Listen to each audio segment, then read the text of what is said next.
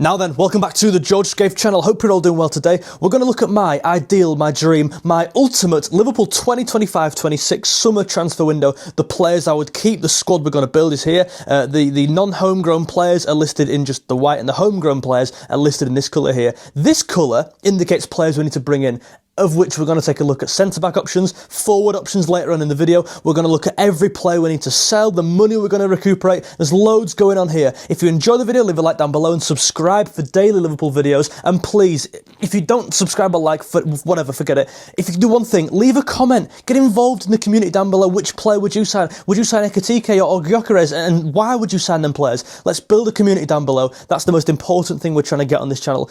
The first thing I want to start with, and this is crucial to establish the squad you want to build, is homegrown players. Now, the homegrown players are listed in this colour here, and I must just stress this. If there's a mistake on here, I do apologise. Let me know in the comments. I've just thrown this together now, and I've gone through it quite quick. I genuinely believe this is the reason a lot of content creators aren't doing this, like, overall strategic view video, because it's so hard. There's so many things to understand and piece together. Let's just talk this through, and I've written down some key points. A homegrown player, this is defined as someone who has been registered with a club affiliated with the FA for 3 seasons before crucially turning 21 years old. So that's Curtis Jones, Connor Bradley, Harvey Elliott, Kelleher was one, he's now gone. Trent was one, he's now gone.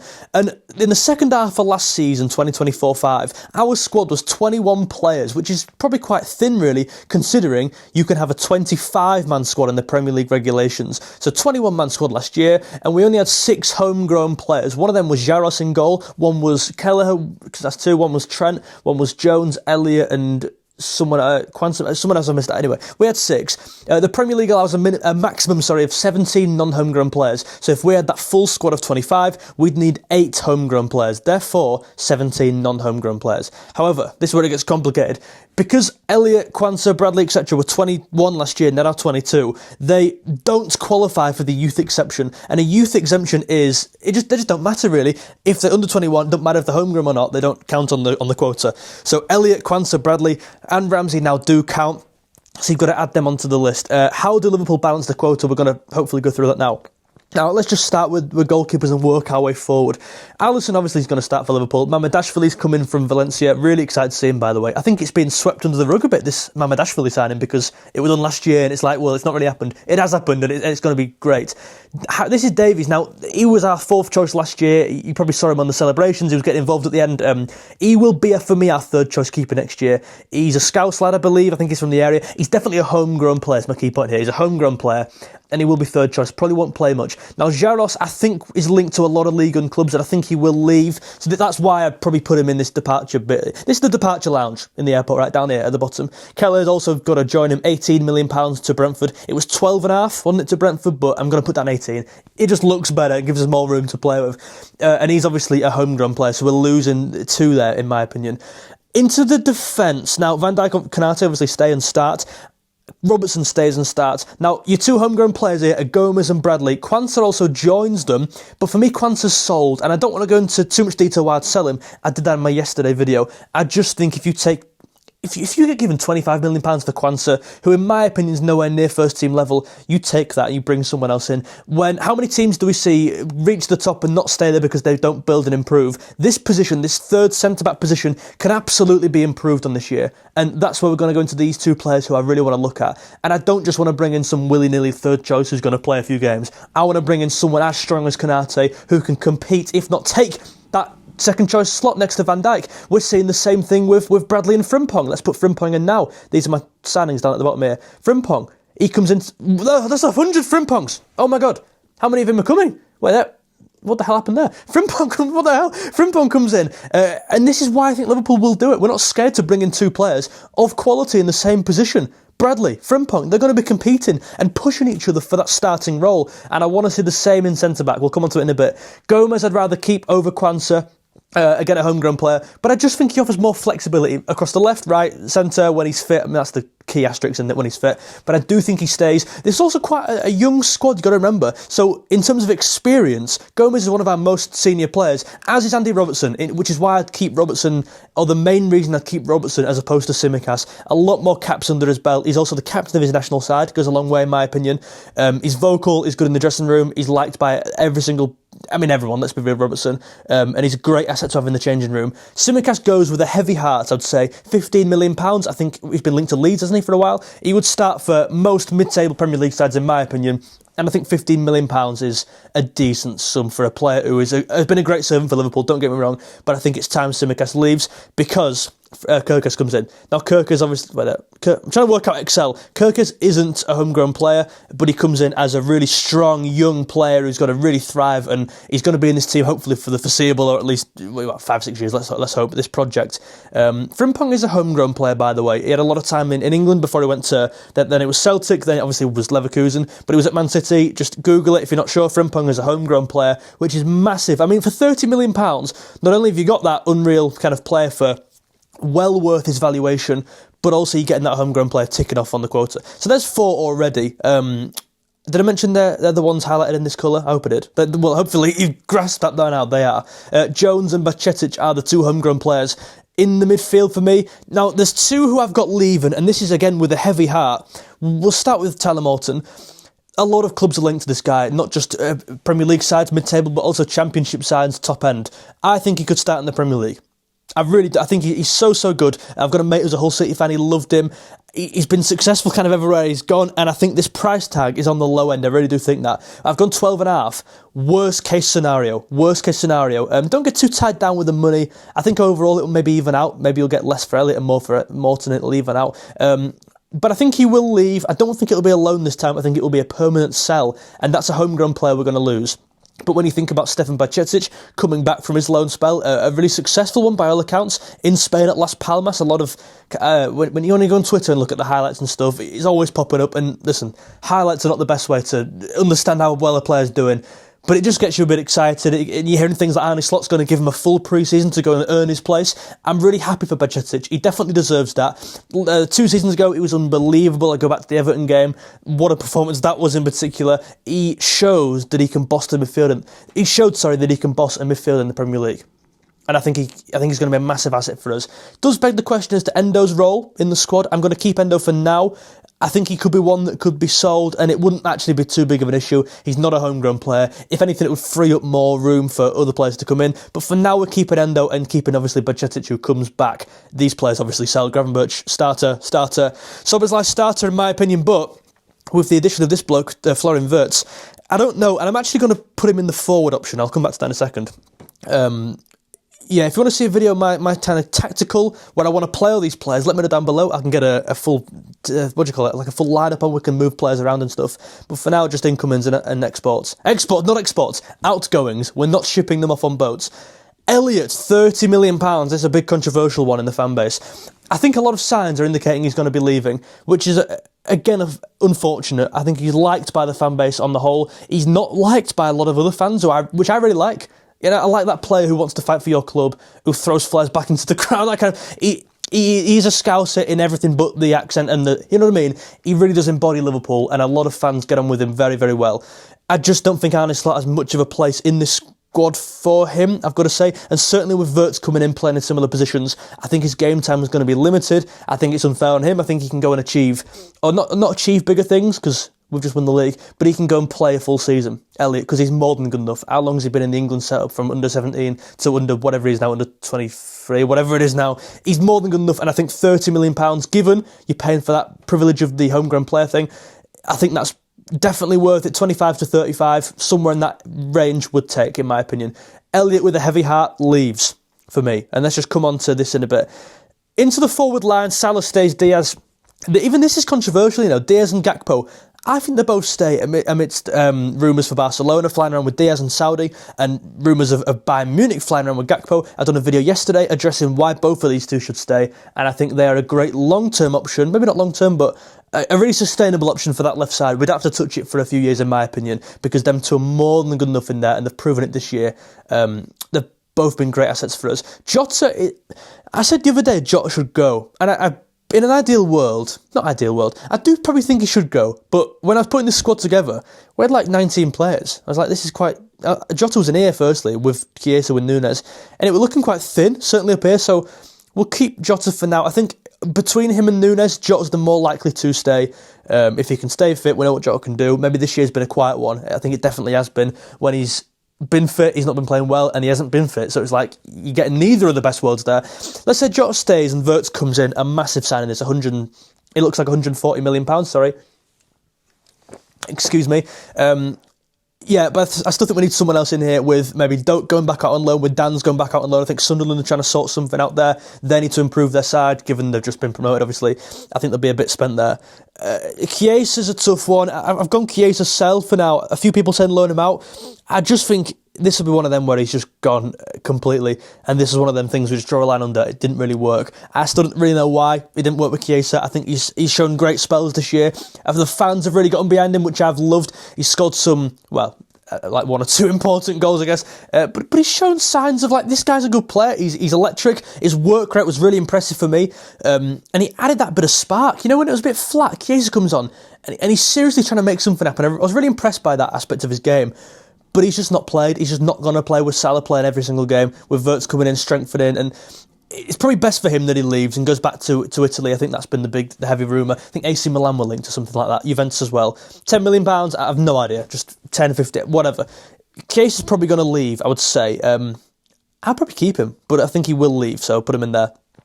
That leaves us with this, and let's count these out together. 3, 4, 5, 6, 7, 8, 9, 10...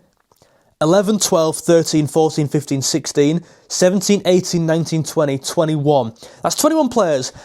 I still think we need to sign 3 more, at least 2. The midfielder option here is a bit vague because you could put Elliott in here and just keep Elliott or bring someone else in. You're only allowed 17 non-homegrown players. We've got 21 players overall, as 6 of them, I believe, are homegrown. That is 15. So we're in the limit. We're in there by miles, by 2 actually, so we're comfortably in there. So these 3 players don't have to be homegrown, which is crucial. Sorry, just cut for a drink. Let's take a look at the centre-back options and the forward options now for me. Now, Nkapie's been linked for a while, at least a season or 2.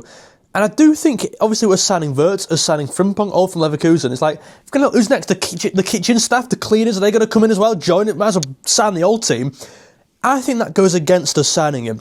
Because on one hand, yeah, he comes into a familiar setting with Wirtz, and Frimpong knows the players well, but surely that goes the opposite way. You can't just bring in 3 players from one side. Or does that go? I don't know. Is that a favourable thing or not? I'll probably say no, although he's a really exciting player, can play left-back as well. I don't agree with this whole you can play, well, let's bring players in because they can play left-back. Is it Hato? Let's bring him in because he can fill in left-back. We've got 2 left-backs here. In Kirkes, we're going to sign Kirkes £40 million.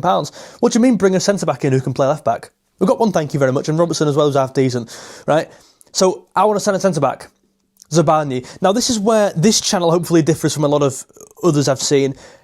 Let's sign this player from the Colombian 3rd tier. He's really good. You've never seen him play, mate. You've never seen him play. Let's talk about players we've all seen play. Now, my preferred option is this guy. He was in my underrated team of the season last year in the Premier League. He's been unbelievable this year as well. I do think he's largely been missed. Well, a lot of his praise has been missed because of Højlund, how good he's been. But it's Zabani at Bournemouth. He's been phenomenal. This guy is, I think, quite a similar asset to Konate in terms of they're both very aggressive. They're both quite quick. I think he's a really fast centre-back, Zabani. And with Frimpong coming in, bombing on forward, there's going to be a lot of exposed space at the back. I think his recovery pace is going to be great to cover all that ground. I think him next to Van Dijk's going to be outrageous. Obviously, Bournemouth losing Højlund, losing Kirkes likely to Liverpool is a big hit. So losing Zabani, losing 3 of your back 4 and leaving Adam Smith is like, not Adam, you know what I mean? But can they recover from that? Obviously, they're getting a lot of money back, and I back them to spend it well. They've bought these 3 players. They're clearly quite good at recruitment.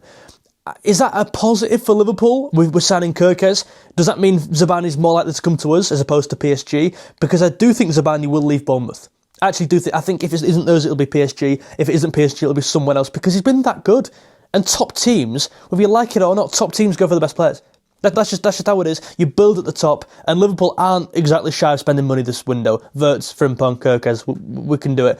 I want £45 million, £50 million on Zabani, and I really feel strongly about this, more so than other people, I think. I think this 3rd centre-back slot, I just made a slot joke. Oh my God, I didn't even know I was doing it, because I can't pronounce slot. The 3rd centre-back slot is really crucial, and more crucial than other people are saying. Stop focusing on the attack and that. We're scoring goals, fine. How many goals are we conceding on transition? A lot. And it's going to be more with Frimpong coming in my opinion. Gomez ain't good enough to start every game if Konaté gets injured. If one of these two goes down injured, we're buggered, mate. I mean, God forbid if two of them go down injured. I mean, imagine, I don't want to think about that. Zabani comes in to compete for a starting spot, not just take third slot. He competes the same way Frimpong will do with Bradley, and the same way Robertson will probably do with Kirkes, to be honest. Robertson will not be seeing this as I've been dropped. He will not be happy being on the bench, Robertson. He's one of the most competitive people I've ever seen. And he will not be happy sitting on the bench. There's a lot of competition, healthy competition going on in this squad. Szoboszlai with Wirtz as well. The kind of left wing option, Gakpo and Diaz, no better competition than them two players going at it for the first choice. So why not go big? Why not? £40 million, £45 million. And I would rather him than Hincapié. There's a lot at Sporting as well, Diamande, Hayter. There's loads of players. Let me know in the comments down below, who would you rather bring in centre-back?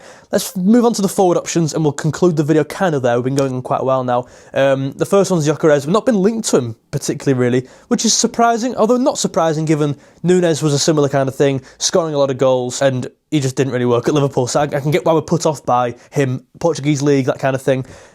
But Gyökeres is scoring a lot more goals, and this guy he's hitting the net for fun. I mean, is it Coventry, succeeded at Coventry? Is it a good case study, taking a championship side and a campaign as a positive, coming into the Premier League? Is he going to hit the ground in the same way? Hit the ground running, in the same way? I can see why we're put off, and I can see why we're wary with Gyökeres and why the links aren't too big. Players like Ekitike, though, I can't see why we're linked to him as heavily as we can. I think he's really unreliable in front of goal. That's backed up by his XG. And I'm not one who's seen these two players. I've only seen clips, as we all have. Apart from a couple of Europa League games with Ekitike, I've not seen much. He just doesn't seem like that reliable head we need in front of goal. You consider we've had Nunes for 2 years now, and it's not really worked. So I can see why we're put off him.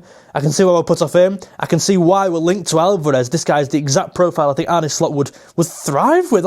He'd get the best out of him. Not that the best hasn't already been gotten out of Alvarez, but he would just fit his team so perfectly. I just can't see him coming back to the UK, sorry.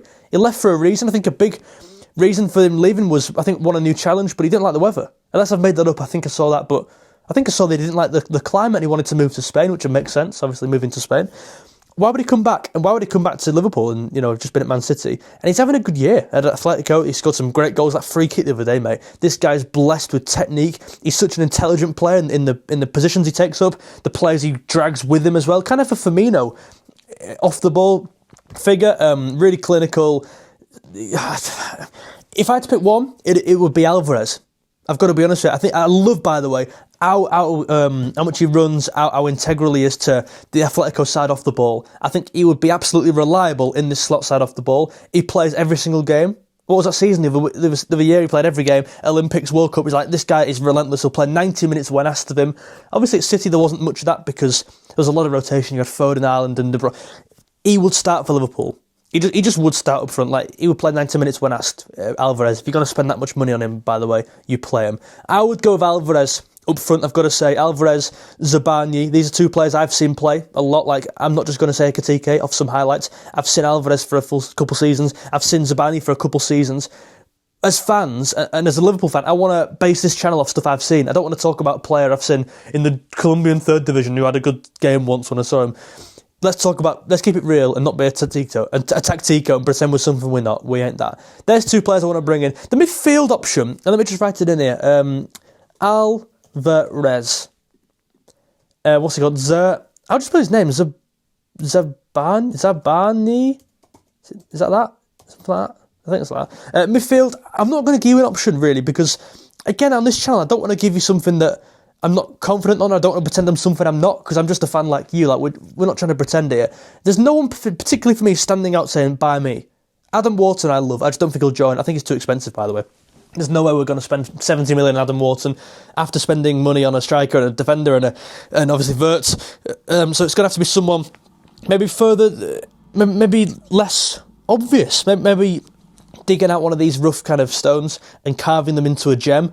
It's going to be, in terms of profiles, I can give you the profile I want. I look at Declan Rice at Arsenal. Obviously, we're not going to sign Declan Rice, but that's that kind of player who can go both ways, who can chip in with a goal. That's exactly the player I need here, who's happy to sit on the bench and maybe play 20-30% of games. That's who I think we should replace Elliott with for less money than maybe we're selling Elliott for and make some profit. there's my thoughts. Let me know your thoughts down below. I'm really interested, by the way, to hear what you think. This community now is going to be active every single day. Posts, short form content over TikTok, Instagram, hopefully, Twitter as well. Follow me on there. Let me know your thoughts down below. There's my full roundup of the Liverpool squad. If I've got anything wrong, please let me know in the comments, and I apologise. Don't take anything too seriously. It's only a bit of fun, this speculation. There'll probably be another one of these videos come the back end of the transfer window as well. If you enjoyed the video, the best thing you can do to help me out, by the way, is leaving a like on the video. It's my full-time job now, so that really goes a long way in supporting. Thank you very much, and subscribe. See you later. Bye.